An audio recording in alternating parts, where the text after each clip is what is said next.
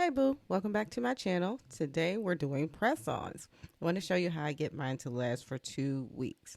So I wanted to try these Goldfinger nails. They are made by Kiss and I do always use some form of Kiss nails. So I wanted to try these. I'm going to go with these that are different shades of pink. Now the first thing that I do when I'm applying my press-ons is to cut off any and all of my nails.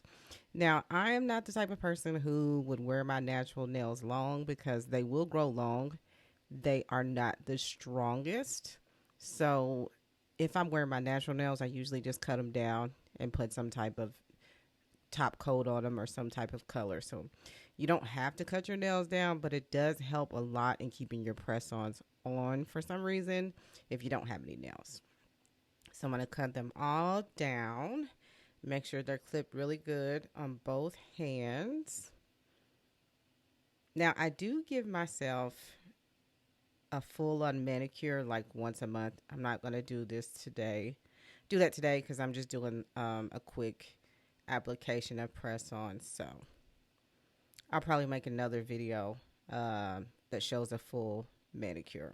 All right, next up is to take a file, regular nail file, and to file those nails into the shape that you want.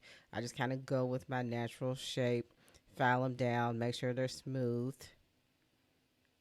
before I put on my press-ons. You obviously don't want to go too crazy because you're not going to see your natural nail anyways. Let's get the other hand.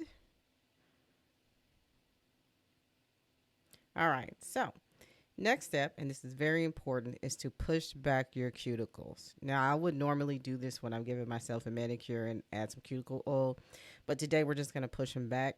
It helps a lot in keeping your nails on, and also it just generally looks better for your nails when your cuticles are in shape and they're taken care of. So we're going to push those back on both hands before we move to our next step.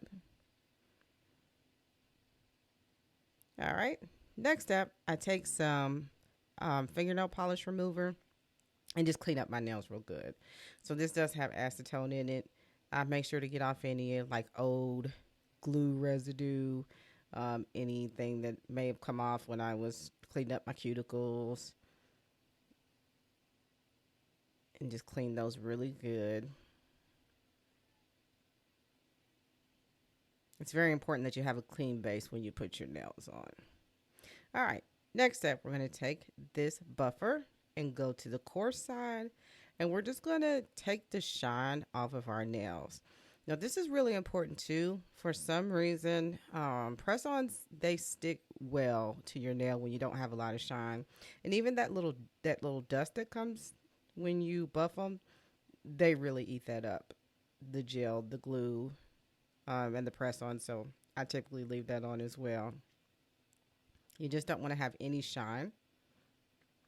All right, so now we need to size our nails. So I'm going to take these out.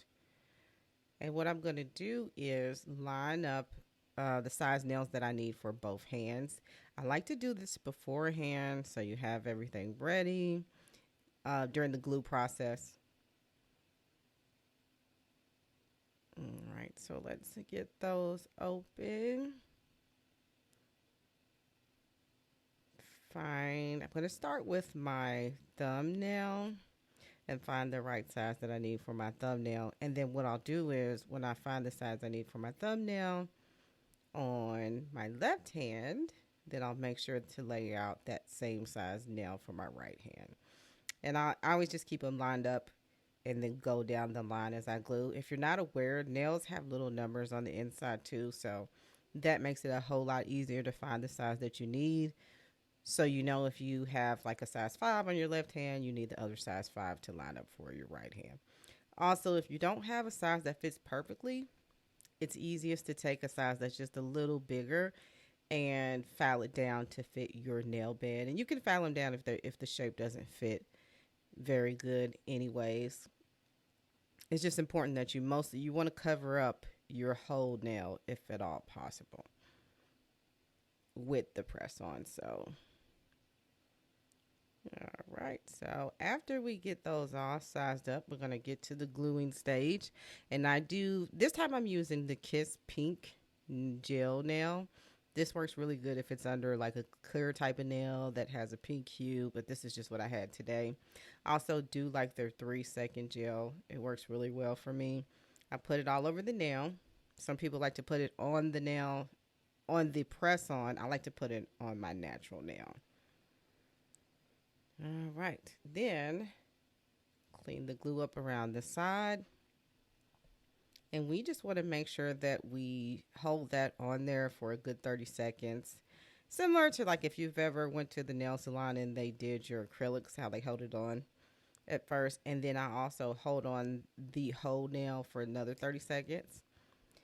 Once they're all on, I always put a top coat on my nails. Now, you don't necessarily have to do this if they're just plain nails with a color, but it's very important to do this if you have some type of like jewels or some type of added decoration on your nail. But I find that even if it's just like color or design, a top coat keeps it from wearing off easily. So I always put a top coat on my nails, unless they're matte. Like if they're I want them to stay matte, then I won't put a top coat.